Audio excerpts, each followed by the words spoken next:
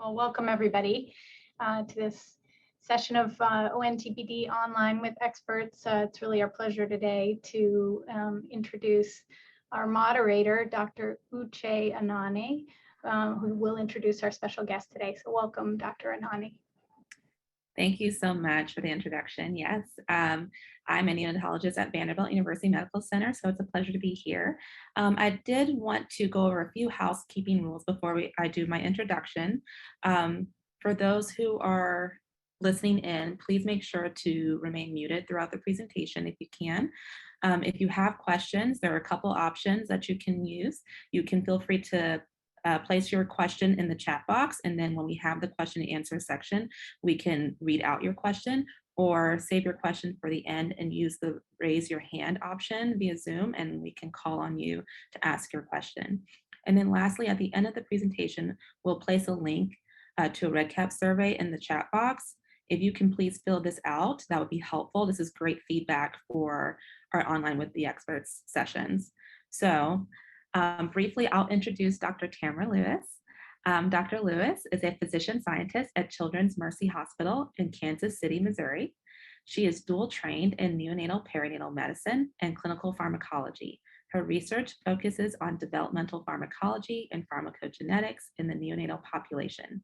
As an associate professor in the Department of Pediatrics at the University of Missouri School of Medicine, she practices clinical neonatology and works collaboratively to design, implement, and manage her clinical and translational research program in neonatal precision therapeutics. The overarching goal of her research is to bring individualized medicine to the NICU population using modern pharmacology tools. Her research career focuses on elucidating the pharmacokinetics, pharmacodynamics, and pharmacogenetics of both old and new drugs used to treat neonatal disease, with an emphasis on optimizing and individualizing drug therapy in neonates. Dr. Lewis serves as the Director of Clinical Research Logistics for her division. She has established the Maternal Neonatal Pharmacogenetic Repository at Children's Mercy Hospital and has multiple prospective pharmacogenetic cohort studies enrolling and depositing diverse biosamples to this repository. In addition, she has established research collaborations at UCSF, Vanderbilt, and University of Buffalo, and is actively engaged as a site PI in multiple site studies assessing neonatal drug safety and efficacy. Dr. Lewis is actively engaged in research societies.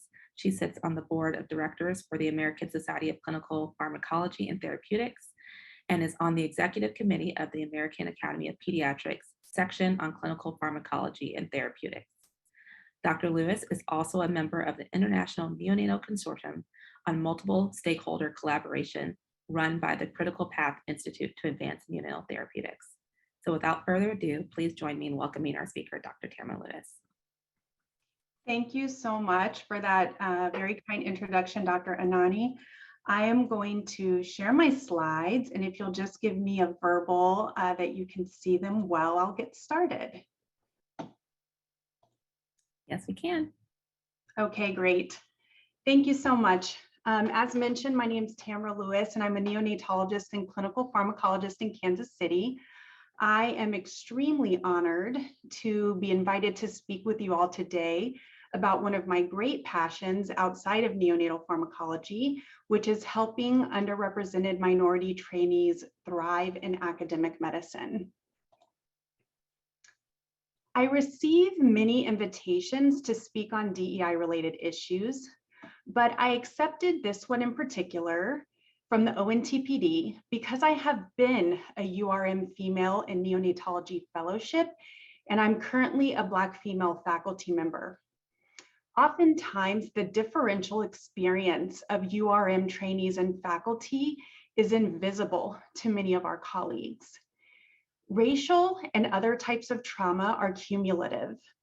URiM NICU fellows have already bore the trauma of being URiM in medical school and pediatric residency. They can come into NICU fellowship training with a sense of isolation, having already been the only in many rooms, being able to see and hear things that others cannot or will not see. And a question I want you to contemplate during the lecture today is, where is the safe space for URM trainees to process their unique experiences. I'd also like to take a moment to acknowledge the mental and emotional toll that giving a talk like this can have on URM faculty, like myself and others who do this work. Speaking hard truths means that I risk judgment and alienation from my peers. Yet I persevere in the hopes that URM trainees that come after me will have a different and better experience. For disclosures, the content of this talk is from accumulated learning and conversations, but admittedly does not represent all viewpoints and perspectives. Some topics that we will discuss will be hard to hear and hard to digest. I encourage you to give yourself and your training program grace if there are improvements in learning that still need to happen. I mentor many URM fellows from around the country, and as part of this talk, I wanted to give voice to some of their personal experiences. These are 4 specific quotes from URM NICU fellows from around the country, but the themes are extremely common, and I hope that the themes of these 4 quotes can frame the remainder of this talk. As a NICU fellow, I was verbally assaulted by an NNP after expressing concern about patient management and potential patient harm. The experience created a hostile work environment for me, and I don't feel that the situation was addressed thoroughly through a GME perspective. I was never provided feedback or closure after I was told that the event had been addressed. When a family of color is admitted and rumors start circulating, it's a state of constant alert. Is that a fair characterization of this family? How can I protect them from unfair judgment and gossip? When a research paper is reviewed and differences are found by race, but no context is given for racism as a driving factor, which instead insinuates biology is the driving factor, should I say something? Or will I be the one perceived as being obsessed with racism, always talking about race? As a Mexican immigrant in medicine on my 2nd year of a 3-year fellowship, there are more days than not that I feel like I don't belong. It's not one particular incident, it's my entire years of training, that despite all my hard work, I am still disregarded because of my background. There's been patients who would like to see another provider because the father doesn't do well with colored females in charge, or administrative staff who have made racist remarks and compared me to a Chihuahua because we have the same background. It's the cumulative effect of all the micro and macro aggressions, but I am still here. And despite these aggressions, I continue to show everyone respect. It's a natural step for us as women of color to right the wrongs when you look around, and there are a lot of wrongs. It's what we do, even if you have other interests you want to focus on. The health equity space is a natural space for me personally to live in, as advocacy has been a passion of mine, but sometimes I just have no interest in being the equity police when racist things are going down in the unit. Do I have to be the one to fix everything racist? That's an exhausting job. Being an only means when something goes down in the NICU related to race, you feel like a spotlight is shown on you, which can feel like a constant source of stress. I'd like to pause to collectively thank and honor the URM trainees who shared these personal experiences with me for the purpose of this talk. There are 2 terms which I will use frequently in the talk. URM stands for underrepresented minority, or for the purposes of this conversation, underrepresented in medicine. URM is defined by the AAMC as racial and ethnic populations that are underrepresented in the medical profession relative to their numbers in the general population. A microaggression is a term used for commonplace daily verbal, behavioral, or environmental slights, whether intentional or unintentional, that communicate hostile, derogatory, or negative attitudes towards stigmatized or culturally marginalized groups. In medicine and medical training, we often try to pretend that larger societal issues do not affect our experiences within the hospital or clinic. But minoritized faculty and trainees cannot live a separate medical and non-medical life. In the same way, historically privileged individuals and their life view and biases do not turn off when they enter the workplace.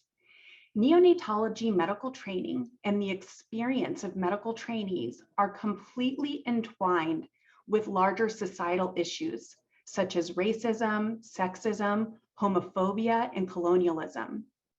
Many of the realities discussed in this talk may be difficult to hear, but I do believe that discomfort is where growth occurs, and I hope that during this hour we can grow together. Many NICU providers grew up in the United States with racism causing opportunities and advantages to be structured by the social construct of race. Growing up in racial segregation and larger societal messages determine how we react to parents and how we react to colleagues in the NICU. We have all been socialized to have stereotypes and assumptions about groups of people, and it takes active unlearning and active relearning to break these cycles of bias. Here's an example. A Black mother arrives late to feed her infant.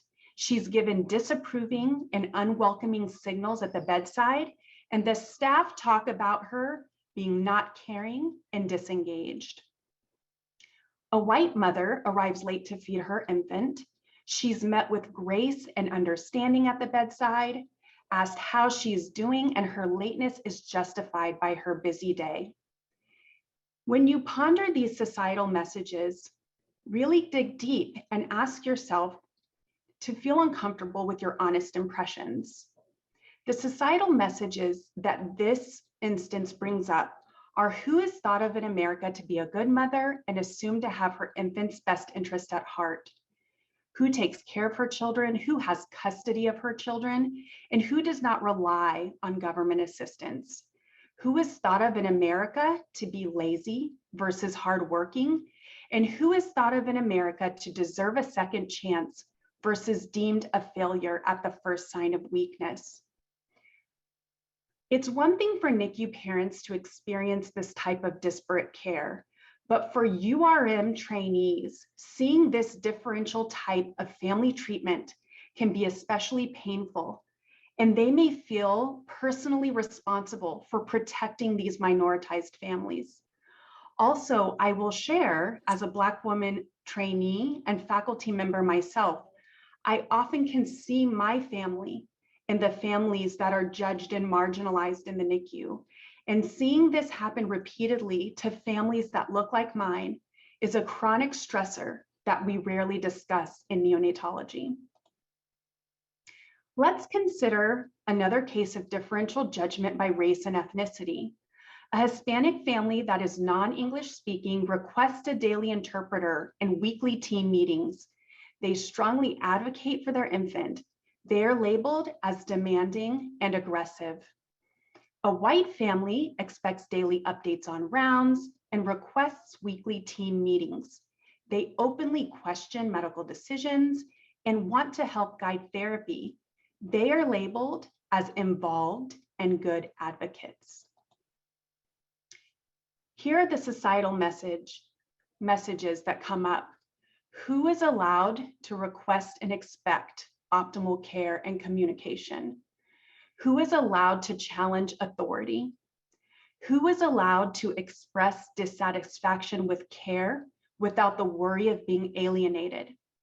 Who is expected to advocate for their child and who is expected to be passive? Who is in authority and makes decisions, and who is told what to do and accepts decisions? Medical providers have expectations of racial hierarchies that they learn outside of the hospital. When those racial hierarchies creep into medical care, it can have profound effects on communication, both with families and with colleagues.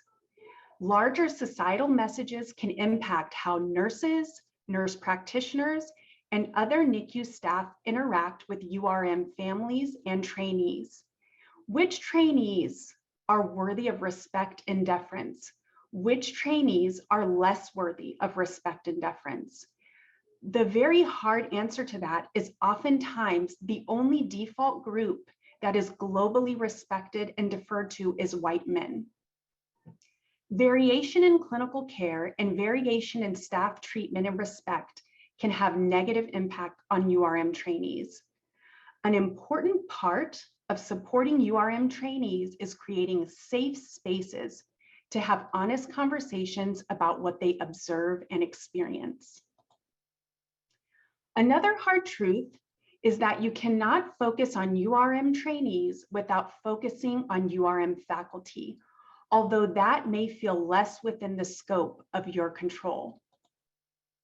These are data from the AAMC from 2018 outlining the race and ethnicity of medical school faculty in the United States. The top panel is male and the bottom panel is female. I've highlighted in red boxes the number of American Indian, Black, and Hispanic faculty in the entire country in all medical subspecialties. There are relatively few URM faculty, especially if you look at the professor level, where you can see that there are less than 300 total Black and Hispanic female professors in the country. These data are important because URM trainees crave and need mentors and role models that share a cultural background and can serve as unequivocal believers and champions in a system that can doubt their competence and their potential every step of the way. These are similar data in graphic form from the AAMC in 2020. Based on the patient population we see in the NICU, the representation of medical school faculty has a long way to improve to begin to match racial proportions of the American population. In addition to the low number of URM faculty, there is a current wave of URM faculty leaving academic medicine. URM trainees of all races and ethnicities and other marginalized backgrounds are watching closely as their minoritized faculty members experience some of the following: isolation, disrespect, overt and covert bias, differential expectations on the basis of their ethnicity, devaluing of research that regards community health and health disparities, and the extra responsibility of leading diversity efforts for which they receive little or no credit towards academic advancement. This article by Dr. Uche Blackstock outlines many of the reasons URM faculty are considering leaving and gives solutions to keep URM trainees and faculty within medicine. These are recent data published just in 2021 based on the AAMC faculty survey data from 2020. Even today, there are stark differences in pay between women and men and between white and URM faculty. This pay disparity has become completely normalized in medicine, and URM trainees are being asked to accept this as the status quo. If faculty in medicine cannot expect equity for ourselves, how can trainees trust that we can give them equitable experiences? Equity efforts in pay and all other facets will increase the odds of URM trainees remaining in academic medicine. And I would hope that hospital-wide equity efforts include residents and fellows whenever possible to equip them with the tools they need to work towards equity in their future careers. We're going to pivot and discuss the importance of trainee recruitment and curriculum reform. Fellow recruitment in the NICU is a process fraught with bias.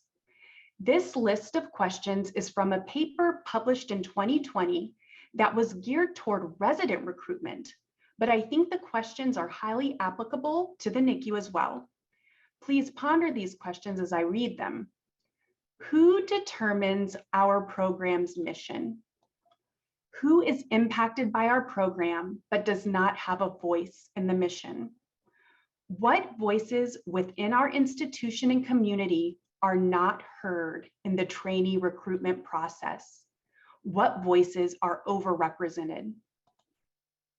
What assumptions are made regarding applicant metrics?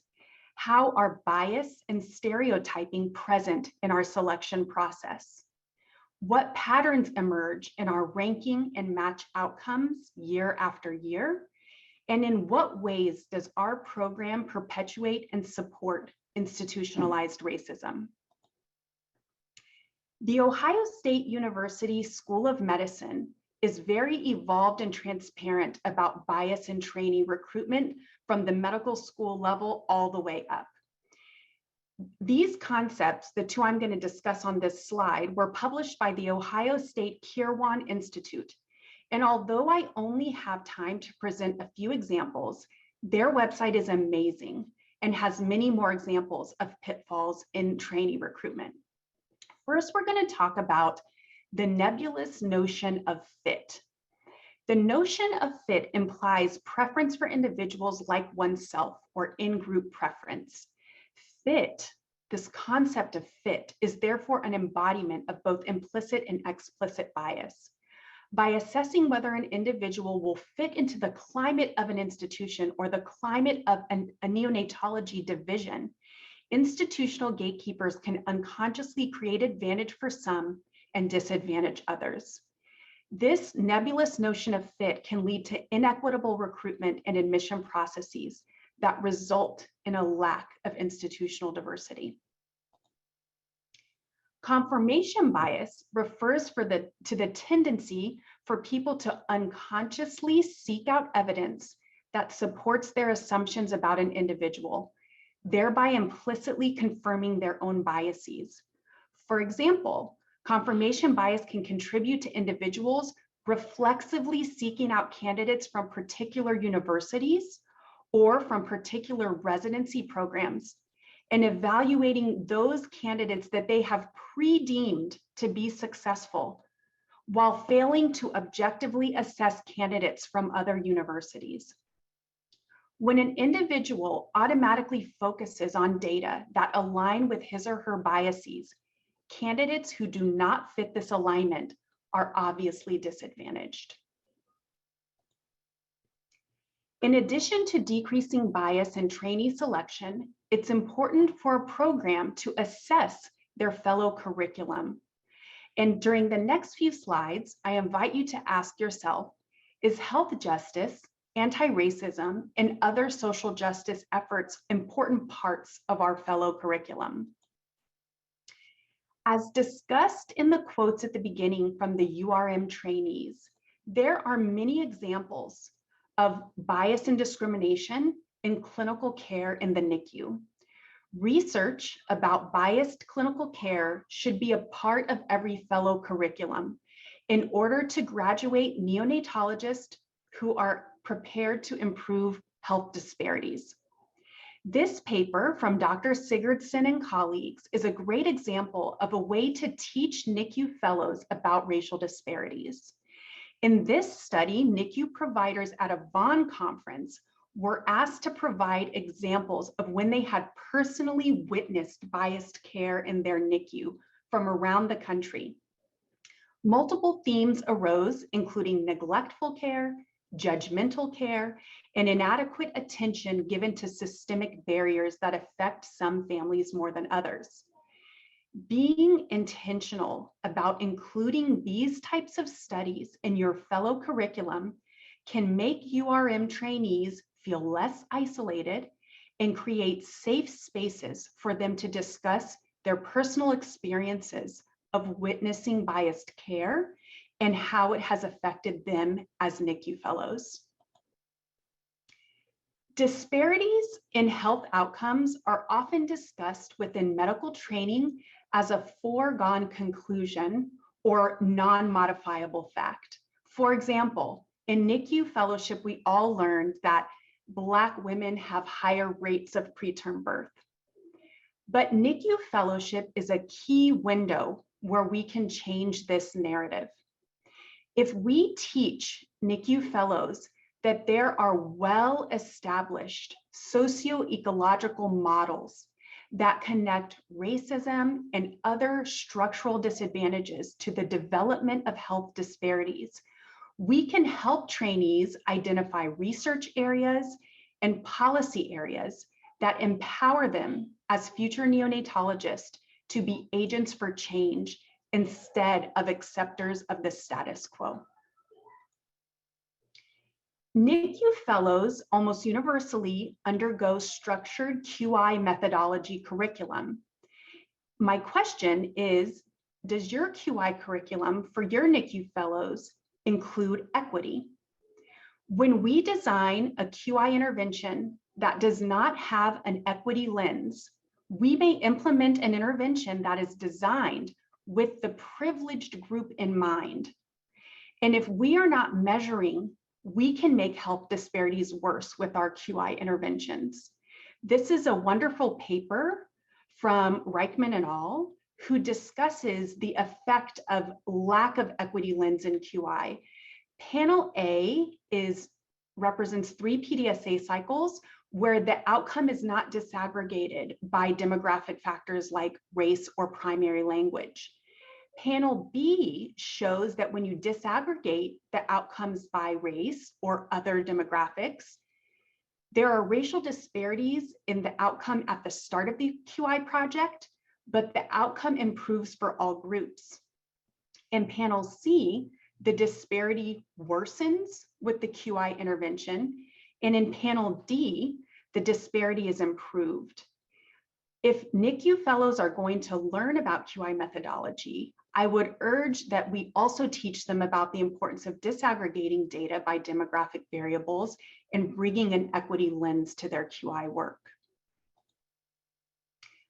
Another example of having a progressive and inclusive NICU training program is calling problems what they are, even if the language can make some people uncomfortable.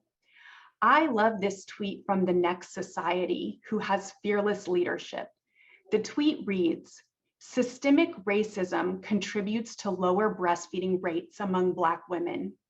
We must end the dangerous conversation of breastfeeding as a choice without a deeper discussion as to how Black women's choices are shaped by their circumstances." That tweet still gives me goosebumps because rarely is the truth said so plainly. And we take the blaming of lower breastfeeding rates among Black women off of their shoulders and place it squarely where it resides, in structural disadvantage. The tweet on the right encourages us to use accurate language when we discuss families who have been chronically and structurally disadvantaged in American society.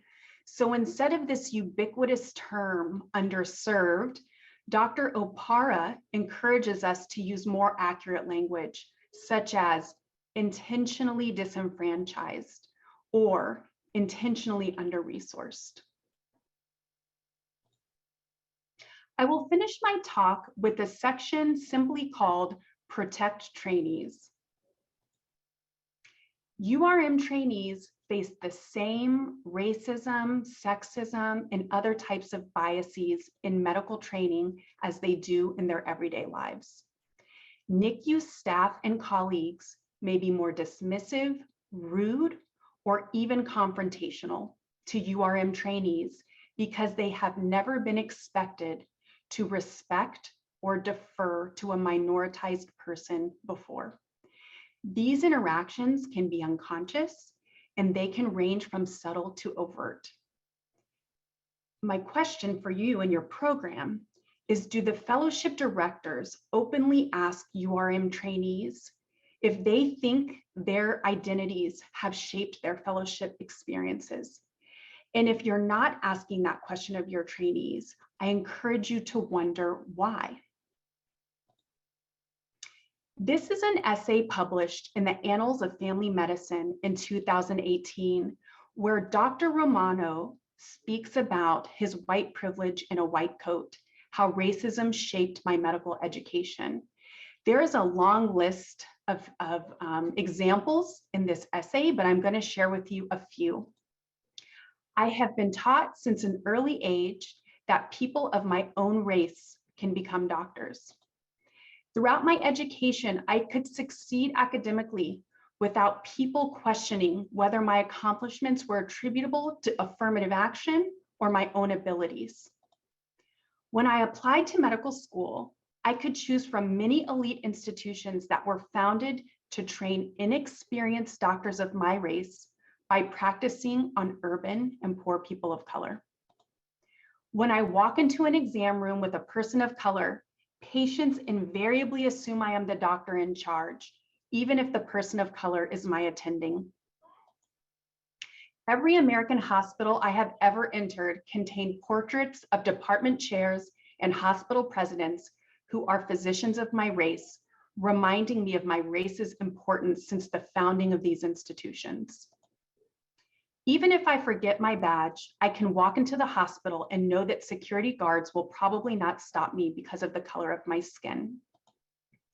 I can attend most professional meetings confident that I will be surrounded by physicians who look like me, and that we will likely have mutual acquaintances who also share our race. I can speak my native language and my own dialect in professional settings without being viewed as uneducated or out of place.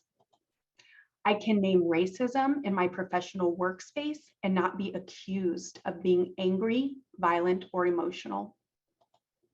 I can pretend that health disparities don't affect me or my family without acknowledging that we accrue benefit from a system that systematically favors our skin color.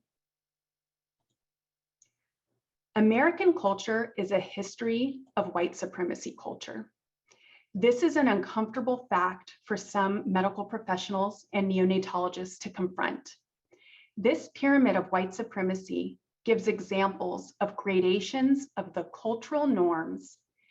And based on my personal experience and the experience of my URiM colleagues and trainees that I speak with, I posit that most NICUs are operating somewhere within these bottom three tiers. As an example, I will focus on the last point in the second row from the bottom, minimization. The last point is NICUs that use the mantra of intentions over impact.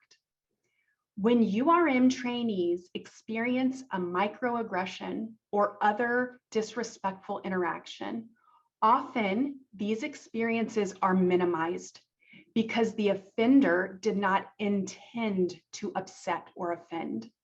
But an inclusive and supportive approach is to always consider impact over intent.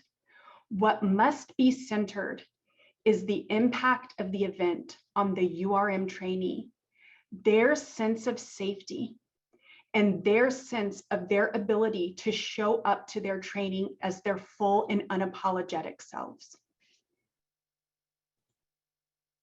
Trainees who come from underrepresented backgrounds are more likely to have experienced a lifetime of financial disadvantage in their families. The graph on the left is the parental income of first-year medical students, and you can see that the vast majority of people that enter medicine are from the richest families in the United States. I am the opposite. I am an example of someone who comes from a single-parent household within that bottom burgundy band. Trainees that are financially disadvantaged can have many negative experiences.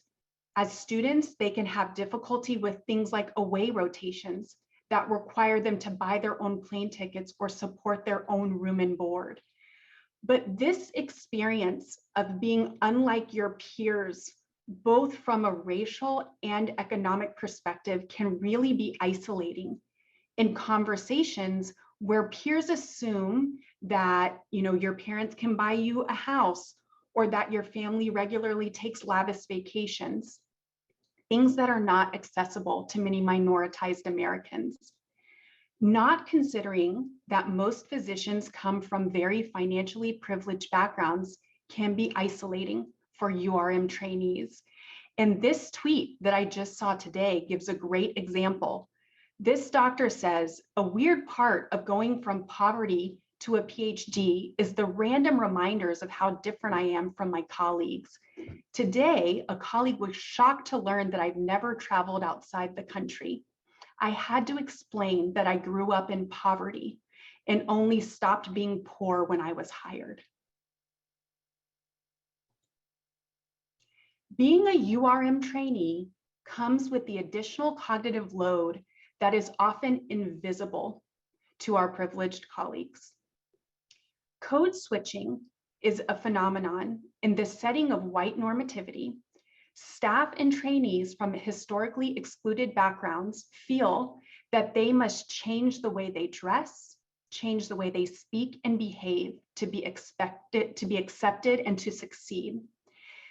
Code switching has been normalized for people of color, and it is often invisible to those of races who are not expected to code switch in the professional setting.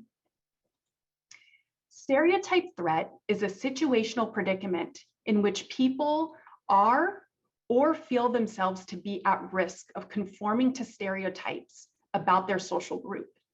It is a contributing factor to long-standing racial and gender gaps in academic performance. An example of stereotype threat is me personally having to portray myself in an exceptionally calm and rational way, no matter how upsetting the situation, in order to avoid being labeled an angry Black woman.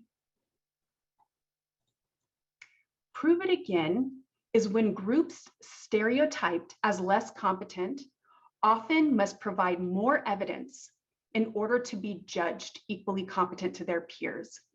Groups that have to prove it again include women, African Americans, Latinx individuals, individuals with disabilities, and Asian Americans. And this prove it again bias becomes especially salient when these people get into leadership roles.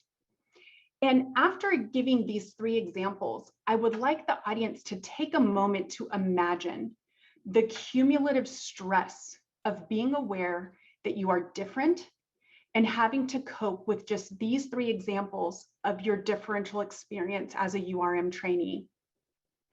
Often, when I'm feeling overwhelmed in a stressful interaction or a meeting, I pause and assess the cognitive space that is being occupied by these types of threats and thoughts. Discussing these phenomena with all NICU trainees can protect URM trainees because it can allow them to feel seen and supported before they are burned out from the cognitive load of these things. In this lecture, I also need to bring up the concept that protecting trainees includes being aware of intersectionality, synergistic disadvantage or risk to trainees who identify with multiple marginalized. I like this figure in particular because it urges us to consider how a trainee with multiple marginalized identities may have a different experience based on their physical location. So for example, a Hispanic female who's homosexual, how is her experience different training in San Francisco versus Kansas City? And also by considering other group characteristics that can make people feel part of the in-group or the out-group, such as marriage status or parenthood. It is important to be mindful of and be inclusive of non-visible minority status as well, such as LGBTQ status, religious minorities, or other situations. Many programs during the interview invite are starting to offer private meetings with established trainees and faculty of different minoritized backgrounds. And when you offer this optional meeting, it allows applicants to know that there is a safe space for prospective trainees to ask honest and hard questions to people that they will not worry will judge them. And also it allows trainees to know that a program acknowledges their unique experience and validates their unique concerns. I will conclude on this concept of resilience that we often attribute to marginalized populations. Resilience as the ability to overcome adversity. In the face of multiple microaggressions, macroaggressions, and the cognitive load that I've discussed, we expect URM trainees to be resilient. But I urge you to imagine, what if we created a system where every time a URM trainee had a perceived negative experience or a worry based on gender, race, or other marginalized identity, we tackled it immediately instead of coaching them on how to cope in this system?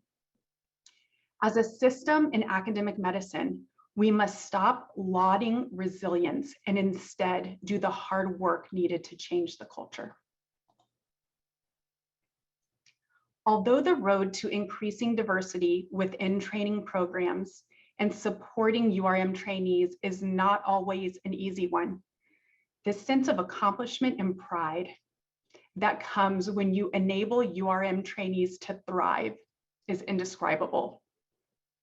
I hope that after hearing this talk, more of you will join me in this journey to optimize the experience of URM trainees in neonatology. Thank you for listening, and I'm excited for the discussion and the opportunity to answer questions. Thank you so much, Dr. Lewis, for your wonderful and impactful presentation. I know that I myself can most definitely relate on many levels in regards to this presentation. So I really thank you for taking the time to talk with us about this. I do want to open the floor now for questions. I understand that if you'd like to send a question privately or anonymously, you can send it to me privately, and I'm happy to read your question as well. If you'd like to ask your question, please feel free to use the raise your hand option on Zoom, and I can call on you, and I'll do my best to keep up. In the meantime, I do have one initial question to start us off with. As a trainee who is not a URM trainee, are there things I can do to cultivate a welcoming and respectful environment? Thank you for that question. I think each person brings such a unique lens to their training experience. And that unique lens is based on their family, their prior lived experience as a medical student and as a resident. And I think one of the most important things that non-URM trainees and faculty can do is just to acknowledge and try to understand that everyone's experience is not the same. And to try to pretend that everyone's experience is the same actually erases a large part of the experience of URM trainees.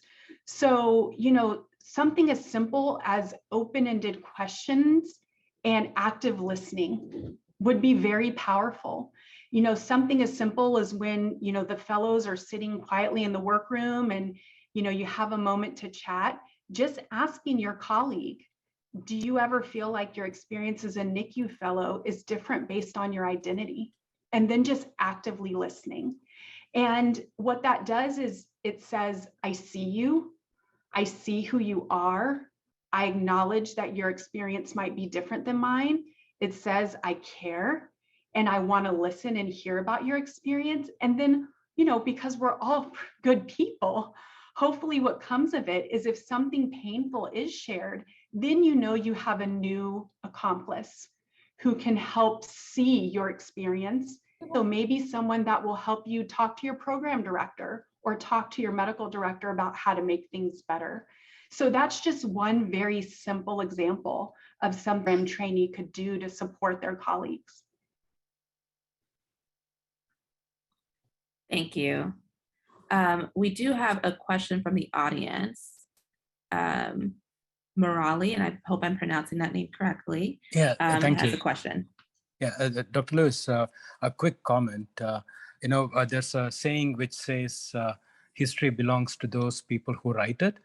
And I believe it's to a large extent true with the term implicit bias, because it's been defined from the vantage point or the advantage point of the perpetrator and not from the victim. So it should be defined as it is perceived by the person who is hurt and not by the person who is committing it. Thank you. Thank you for that comment. And I think that speaks a little bit to the hierarchy of white supremacy that I shared, where focusing on intent over impact is a very common way to minimize and silence URM trainees and faculty in medicine. And so your comment goes very well with the concept that really we must focus on impact over intent, which means centering the experience of the marginalized person, even if that means some really tough learning for the perpetrator of the aggression. Thank you. We have another question from our chat. Are there any associations for URMs in neonatology? And this individual is specifically talking, they identify as Latina, and they have not been able to find any groups that they neonatology. That is a great question.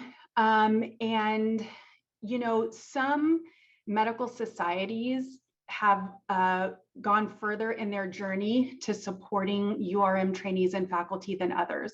So for example, I know the Society of General Internal Medicine has racial affinity groups as part of the society that allows people to stay connected outside of the annual meeting and then also to connect at the annual meeting.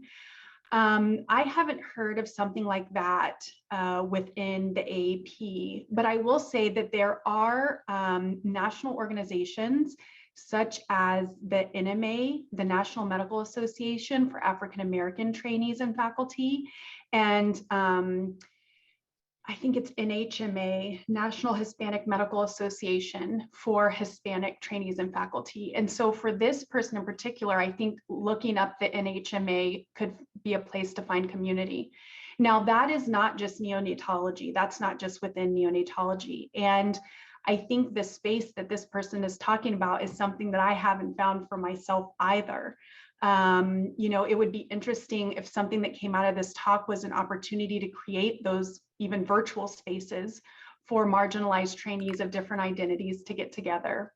I will say that within my own institution at Children's Mercy Hospital, when I joined the faculty, we realized that there were so few Black women trainees and faculty across the entire institution that one way to create community was to band together. And so we created an organization, not sponsored officially by the hospital, but kind of outside of it. For me, it was Black Women in Medicine. And we got together every quarter, had dinner, celebrated our successes, just commiserated on our challenges. And that's been a huge part of community for me for the past 8 years. So the person that asked the question could consider, at her own institution, getting people together, or it may be that the ONTPD would be willing to start and facilitate some affinity groups for marginalized fellows. Thank you. To follow up that question, could you provide us your opinion on what you feel will be the highest yield ways as a national organization can begin to address this issue at a broad national systematic level? Okay, so the question of what can we do kind of on a national level. So one thing is curriculum reform. So I know there is a group of people who are doing a sort of a Delphi type of process to understand how we can systematically incorporate equity, disparities, this kind of thing into neonatology fellowship curriculum. So I think that's an incredible undertaking and something that's so important, and that's been missing for a long time. The other thing that we could do on a national level is something like we just talked about, ONTPD or the AAP facilitating affinity groups to allow people to get together and have safe spaces to discuss their experiences. And another idea I've had, even though I struggle with this because a lot of minoritized faculty already pay a high tax, a high minority tax. Another thing I've thought about is some kind of structured group mentorship model where, kind of informally it already happens, where Black women fellows around the country reach out to me because there are so few Black women in academic neonatology. And so informally, it already kind of happens where, they're just looking for a safe space to discuss their unique experiences. But I wonder if there's not a missed opportunity to create some group mentoring models where you could have a few faculty, a few fellows. You could bring in peds residents that are interested in neonatology. And, even if you don't meet frequently, just having a group chat, a safe place to share experiences could be very powerful. So those are just some ideas off the top of my head. Thank you. We have a couple more questions if we have time. The first was, what about allyship for minorities who are not underrepresented? So Asian American positions or multiracial trainees, for example, how do we best serve the cause while not taking up too much space, but stay true to our own experience? The question is a really interesting one, and it's come up at our institution, where you have these minority groups that are clearly underrepresented in proportion to their amount of people in society, like, American Indians, Black and Hispanic. And then there's some racial minority groups like Chinese, Japanese, that are relatively overrepresented in medicine compared to their proportion in the general population. And there's been a little bit of tension, I think, around, these folks that are officially deemed URiM versus other non-white or non-mainstream identities that are not as clearly supported, or, you don't got to go to talks like this about their groups as much. And so there's been a little bit of tension around that. I think one thing that has served for so long to hold up the status quo is this kind of false division of people, where, I heard a talk recently about the concept of model minority status. And one of the things about being a model minority is that there's a strong messaging that you don't disrupt the status quo. There are people with advantage, there are people with disadvantage, and you're kind of like in this nebulous middle where the most important thing is not to disrupt the status quo. And so the answer that I would give to that question is each person definitely has their own unique experience. And the goal of my talk, and I hope nothing I ever say is to minimize the experience of other types of marginalized people. I think the most important thing is just having open and honest dialogue, which is actually really rare. And is actually one of the main reasons why I was excited to be invited to give this talk, because I think forums like this, where you start to have open and honest dialogue, hopefully will spark these conversations at individual divisions of neonatology, at individual institutions. And so, folks that are not officially designated URiM, but have unique challenges, because they're a woman in medicine, or because they're an Asian man in a leadership role, I don't think we should try to parse out, I don't want to do like, disadvantage Olympics, to kind of see who's at the most disadvantage. I think the most important thing to do is band together, figure out how we can support each other, because advances in equity for any one group, I think, should lead to advances in equity for other marginalized groups. Thank you. Our next question we have here, what do you recommend we do if our program and nursing leadership tells us we need to document racist incidents? I feel that they do not understand that many microaggressions, like a dismissive attitude or hostile atmosphere, cannot be documented. Yeah, that is very difficult. That is a very difficult issue. I'd be interested to hear if other people in the audience know of an institution that has this figured out. I cannot think of one. I know that every place really struggles with this, where there's no real infrastructure for reporting events that a trainee or a faculty member perceives to be biased. There's no place that they're regularly documented. There's no clear mechanism of resolution. And so it's a very good question. And I think that's something that has to actively be worked out. Most big universities have an ombudsman or an Office of Equity and Diversity, but, a NICU fellow who is just trying to, survive their fellowship, it's very hard for them to seek out these resources when there's not something within the Department of Pediatrics. So, I think this is kind of what my resiliency slide was about, where I can't count the number of times that a fellow comes to me and says, this happened, I feel so hurt. No one else that was in the room really heard it or saw it. What do I do now? And sadly, a lot of times I coach them on coping. I kind of tell them that it's not dissimilar from my experience.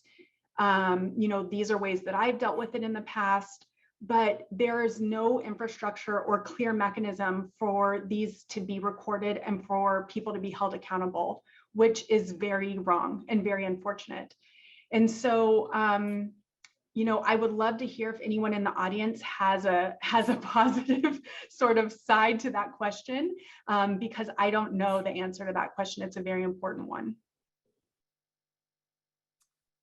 I think we have time for one more question. I have here, how can we both facilitate URiM fellows finding mentorship, but also not worsen the minority tax on URiM faculty? Yes, these are the tough questions. Mm-hmm. One way is for non-URiM faculty, white men, white women, to intentionally connect with and mentor URiM trainees. And when I say intentionally, I mean, you have a new fellow, you can see that he's kind of struggling with identifying someone in the faculty to connect with. He's kind of struggling with someone to mentor. And so you reach out and you, as part of one of the early conversations, say, I'm not blind to the fact that our backgrounds are not exactly the same. I'm not blind to the fact that you may have challenges that I've never dealt with and that I may not know how to deal with, but I'm really excited about your potential. And I want to help you succeed. And if and when it's needed, find other mentors that can fill gaps that I can't fill. So what that does is it gives URiM trainees a humongous group of people that are excited about them and willing to mentor them. But then it also leaves space for mentees to say, I have a few problems that I actually want to talk about with somebody else. Can you connect me with someone? That's how I've connected, I think, to a lot of the Black female fellows that I mentor, is that a non-URiM faculty member at their institution has heard that they're struggling or sensed that they're struggling, or sometimes the fellow's brave enough to say, I really am interested in academic neonatology, but I want to talk to a Black woman about her experience. And so they connect us. And so that's one example, but there are so few, the slide I showed with the number of URiM faculty, there are so few that as the trainees become more and more diverse, there's going to be an imbalance for a while. And it is going to be a high tax, if we hope that every URiM trainee can find a URiM faculty member at some point in their training. So I don't think there's a real way around that. But I think that there are ways for non-URiM faculty to be really intentional about supporting and mentoring URiM trainees that can offset that tax. Thank you so much. I think we are probably out of time, but if you do have any additional questions, please feel free, if it's okay with you, Dr. Lewis, that they can reach out to you and ask their questions. I do also want to let the audience know that we have a RedCap link. Please let me know if it's not working and I can try to have it resent out to the group, but we'd really appreciate your feedback in terms of our presentation. But thank you so much for the participation of everyone who joined us. And thank you again, Dr. Lewis, for your wonderful presentation.